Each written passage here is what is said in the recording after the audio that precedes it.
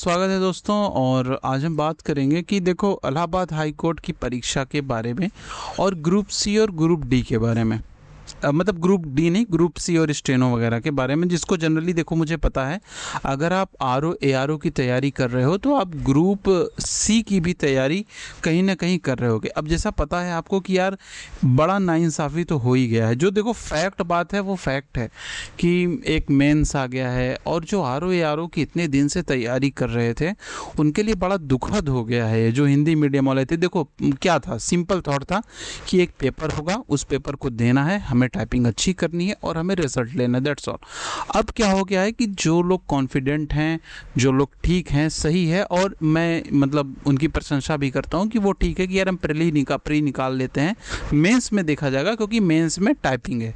ये बात सच है कि प्री निकाल लेते हैं, मेंस में देखा जाएगा क्योंकि मेंस में टाइपिंग है। तो मेंस में टाइपिंग बहुत कुछ करने वाली, इस बार कमाल करने वाली है। अब देखना अच्छे अच्छे लोग रहेंगे जो टाइपिंग ही नहीं कर पाएंगे, क्योंकि देखो मेंस तक तो पहुंचेंगे टॉपर लोग, सीधी बात यही है, सिविल वाले, और उसके बाद पहुंचने के बाद वो मेंस लिखेंगे, लेकिन उनकी टाइपिंग वही है रहती है।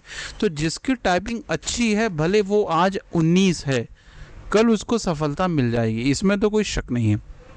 तो एनीवेज हम यहाँ जो है ये टाइपिंग टेस्ट अगर आप करना चाहें तो इलाहाबाद हाई कोर्ट के लिए टाइपिंग टेस्ट है, 2617 से ज़्यादा टाइपिंग टेस्ट है।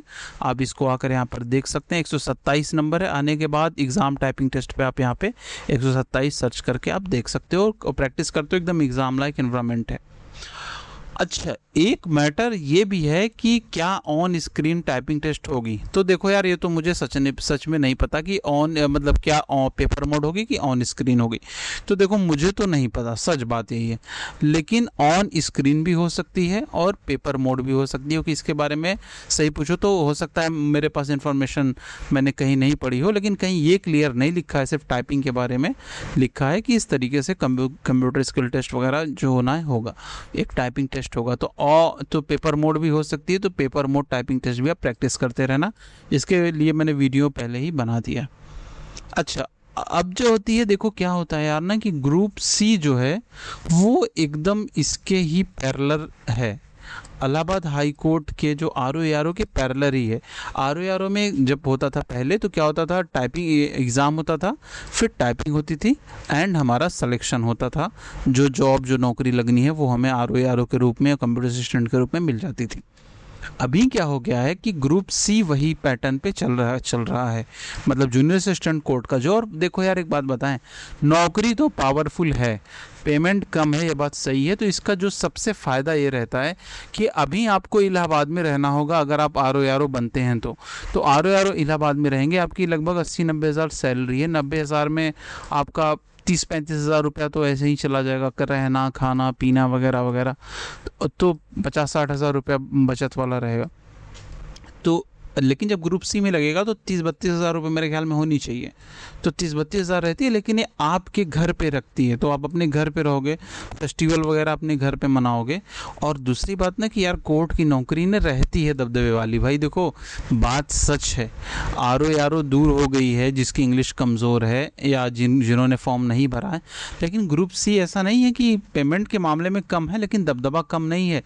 रियलिटी है और फैक्ट है कि कोर्ट के आदमी से, कोर्ट की जो काम करने वाले महिलाएं हैं या कोर्ट के किसी भी बंदे से कोई मुंह लगीपन नहीं करना चाहता। ये फैक्ट बात है, चाहे वो किसी भी डिपार्टमेंट का रहे। ऊपर से कुछ आप मतलब कुछ भी बोल दो, लेकिन ये सच है, कोर्ट वालों से कोई भी मतलब नहीं रखना चाहता है। हाँ, अगर आप कहीं जाते हैं अपना बता देते हैं कि भाई मैं इस कोर्ट में हूँ, और जूनियर, आपको पोस्ट बताने की भी ज़रूरत नहीं है, आपको कोई दिक्कत नहीं।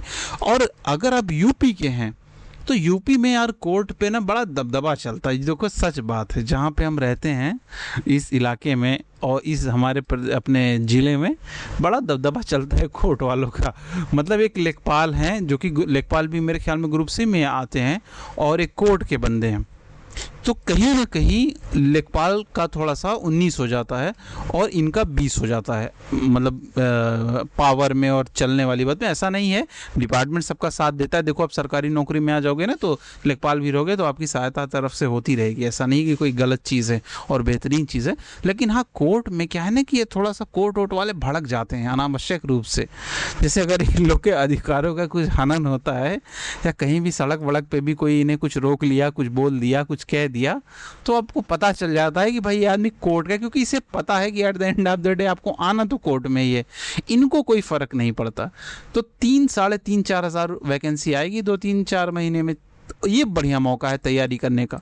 तो आप अगर कोर्ट के लिए तैयार हो रहे हैं, मान लो आरओ नहीं मिली तो इलाहाबाद जाने का दुख या सुख नहीं मिला, क्योंकि देखो कुछ लोगों को अपना घर छोड़कर जाना भारी पड़ता है।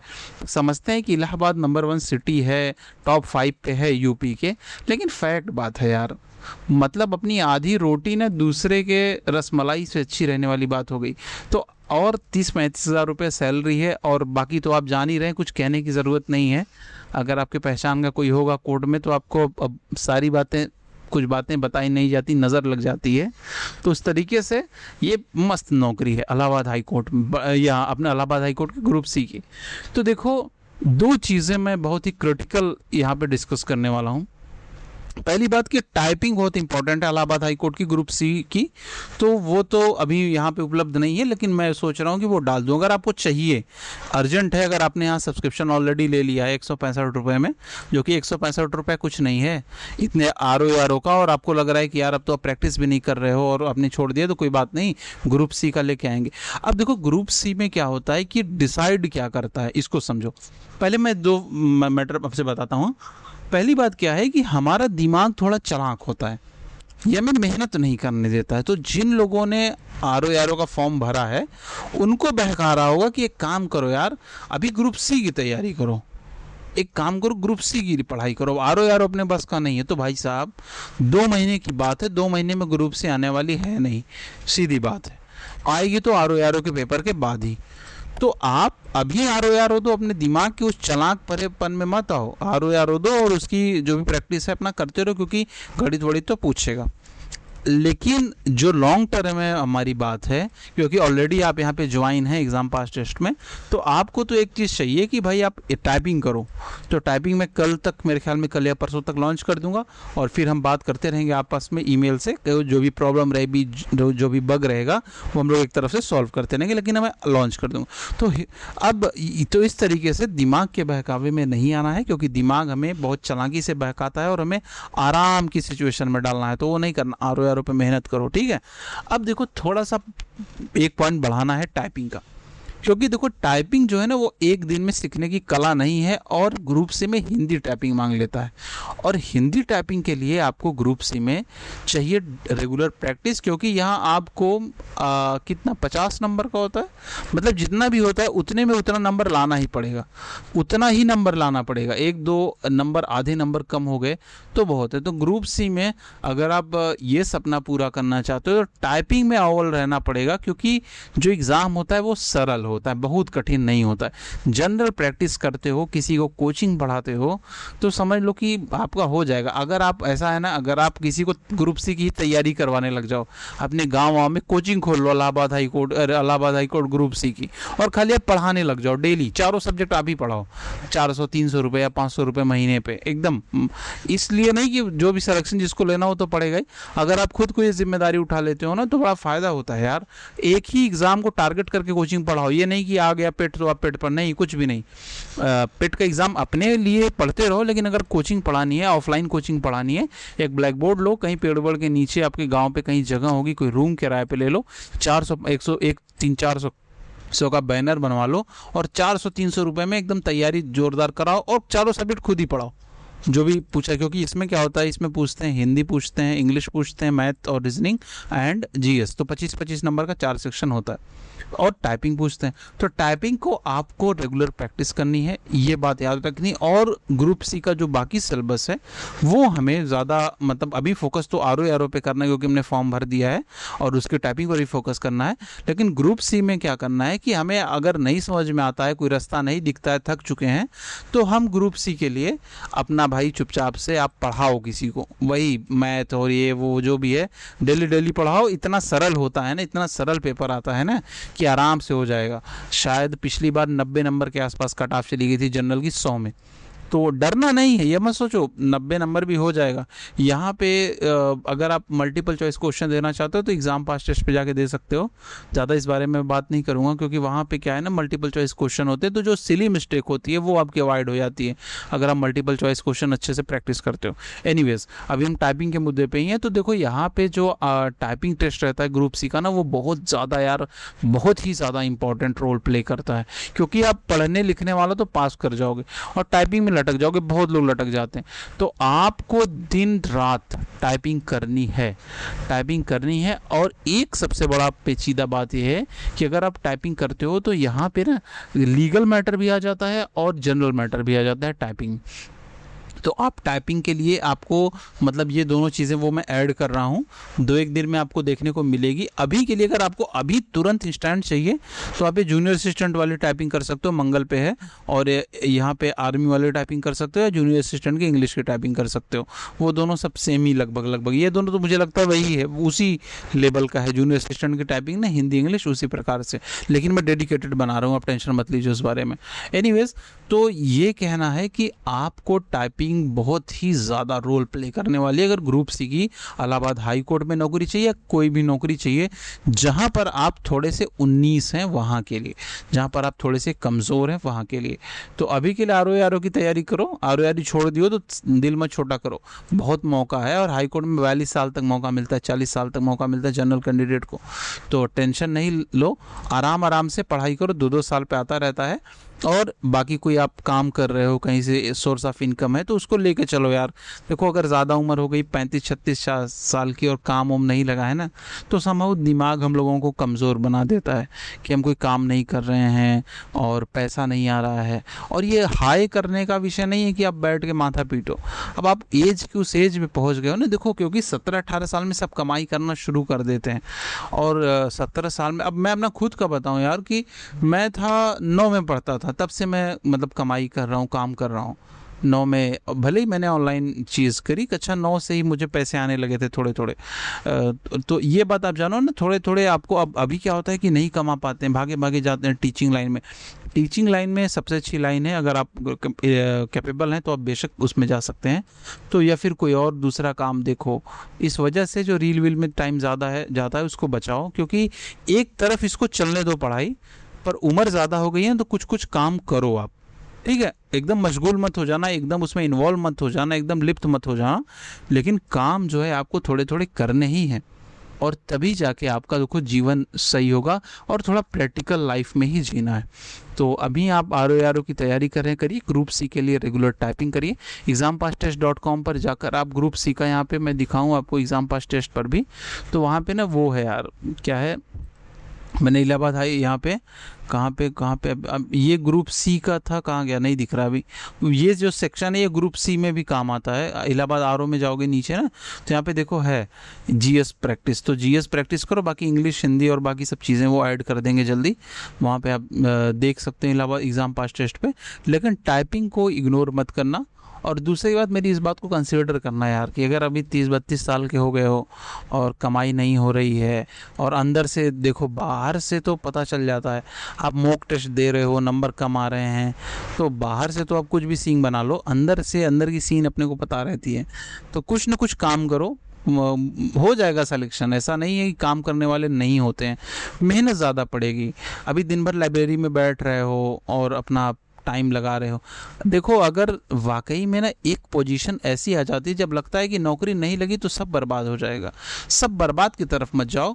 नौकरी नहीं लगेगी कोई बात नहीं, लाइब्रेरी जा रहे हैं, थोड़ा सा कम जाएंगे, कुछ काम करेंगे, हम कोचिंग पढ़ाएंगे, क्लासेस लेंगे, अपना कुछ व्यवस्था करेंगे, कुछ भी करेंगे, ठीक है। और अच्छे काम करना, मतलब ये नहीं कि किसी के नोट चुरा के और टेलीग्राम पे सेल करने लगो, ये सब काम मत करना। ये सब काम आपको ज़िंदगी भर का रिग्रेट कराता है, ये सब मत करना। चुपचाप से क्लास बनाना, पढ़ाना, रिकॉर्ड करना, धीरे धीरे चलेगा, नहीं चलेगा। देखो जो करना है एक टाइम बाद उम्र में आदमी वहाँ पहुँच जाता है, जो करना है उसी को करो। मतलब अच्छा ग्रुप सी का सिलेबस उठाओ, उसी को पढ़ाओ, डेली 4 क्लास डालो आधे आधे घंटे की, बस चारों सब्जेक्ट की डेली हमें डालनी आधे आधे घंटे की। फिर आप देखो आपको ग्रुप सी में सिलेक्शन हो जाएगा, ऑटोमेटिक हो जाएगा भाई।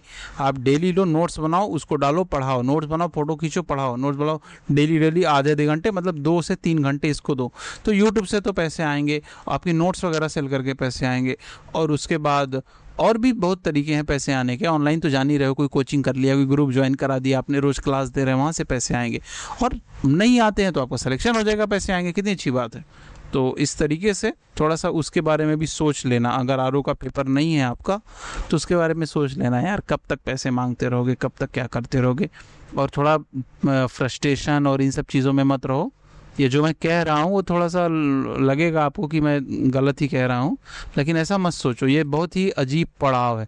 जो बहुत बड़े लोग हैं वो कह देते हैं कि नहीं मैंने सब छोड़ दिया था, मैं सरकारी नौकरी की तैयारी कर रहा था। ठीक है यार, आपको नौकरी जल्दी मिल गई, मुझे बाद में मिलेगी 1 साल, लेकिन कम से कम जो सर्वाइवल है मेरा तो रहेगा, फैमिली का तो रहेगा।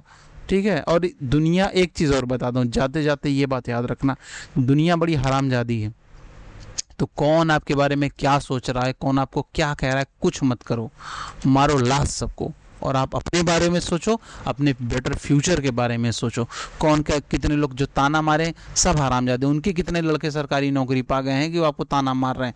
कहे 2 जूता उतार के मारो अगर कोई ऐसा कहता है। सबसे ज़्यादा पीछे करने वाली जो चीज़ें मैं आपको बताऊं, मैं जब 9 में पढ़ता था, मेरे स्कूल मेरा है खुद का, तो मैं ज़्यादा था मोबाइल की दुकान पे काम करता था। आप सोचो, इमेजिन कर सकते हो, एक इन प्रिंसिपल मैनेजर का लड़का जाकर मोबाइल की दुकान में काम, बहुत सब कहता था, पर मुझे क्या था कि मुझे कंप्यूटर और इन सब चीज़ों में बहुत इंटरेस्ट था। तो उस टाइम पे मेरे पास उतना मतलब घर वाले बहुत दबाव में रखते थे उस टाइम पे, तो किसी ने कंप्यूटर नहीं दिलाया था मुझे कि लड़का बिगड़ जाएगा। उस टाइम पे और ज़्यादा बातें होती थी, तो मैं ज़्यादा था काम करता था, मतलब यहाँ पे कंप्यूटर पे देखता था, चलाता था, काम करता था दिन भर। वो भी साइकिल से जाता था, वो भी कम से कम 6-7 किलोमीटर दूर डेली। तो दोपहर में आता था, वहाँ से 12-1 बजे वहाँ लाइट कट जाती थी, और शाम को आती थी 7 बजे। तो 12 बजे लाइट कटती थी, 1 बजे मुंह पे गमछा बांध छान के, वो समझ लो एकदम दुर्गति हो जाती थी, लेकिन मैं करता था। और धीरे धीरे कुछ पैसे जुटाए, बाकी अपना जो भी सिस्टम है सब सेटअप किया।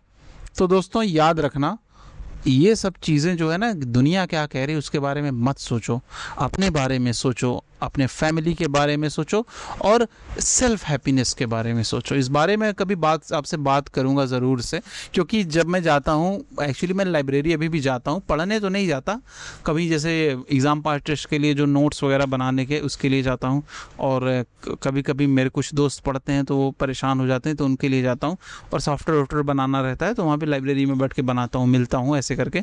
तो वहाँ मैं सबसे यही बात कहता रहता हूँ कि यार लाइफ में ना दुनिया के बारे में नहीं सोचना है, सेल्फ हैप्पीनेस के बारे में, खुद की खुशी के बारे में सोचो। खुद खुश कैसे रहोगे सोचो, तो आपको तरक्की मिल जाएगी। ये बात याद रखे रहना। ये ब्रोकन लोग जो रहते हैं उनको ये बातें समझ में आएगी, और जो झंड बहादुर हैं उनको तो नहीं समझ में आएगी। वो लोग क्या करेंगे, वो लोग तो अपना आएंगे इस वीडियो पे भी कमेंट करेंगे, ज्ञान देता है, वो देता है। ब्रोकन इंसान जो होता है ना, उसको बहुत ही मतलब हर तरफ से वो डूबता ही रहता है, उसका दिल जानता है। उल्टी सीधी कमेंट करके सब करके तो मान लो छोड़ो, वो सब तो रहते ही हैं, सीधे हम ब्लॉक ही करते हैं उनको। लेकिन ये बात याद रखना, सेल्फ हैप्पीनेस के बारे में सोचना है, स्ट्रेटजी के साथ चलना है। कहीं काम वाम मिल जाए पढ़ाने का तो इलाहाबाद हाई कोर्ट की कोचिंग खोल के, ग्रुप सी की कोचिंग खोल के स्टार्ट कर देना, पढ़ाओ, और टाइपिंग टेस्ट डेली करो। उम्मीद है वीडियो समझ में होगा और शायद आपके लिए हेल्पफुल लगा होगा। आर की डेली टाइपिंग करते रहना, और अपना दिल छोटा मत करिए। भगवान बहुत बड़ा है, कुछ आपके लिए मदद करेगा, ईश्वर, अल्लाह, कुछ भी। अगले वीडियो में फिर मिलेंगे। शुभकामनाओं के साथ बहुत बहुत धन्यवाद।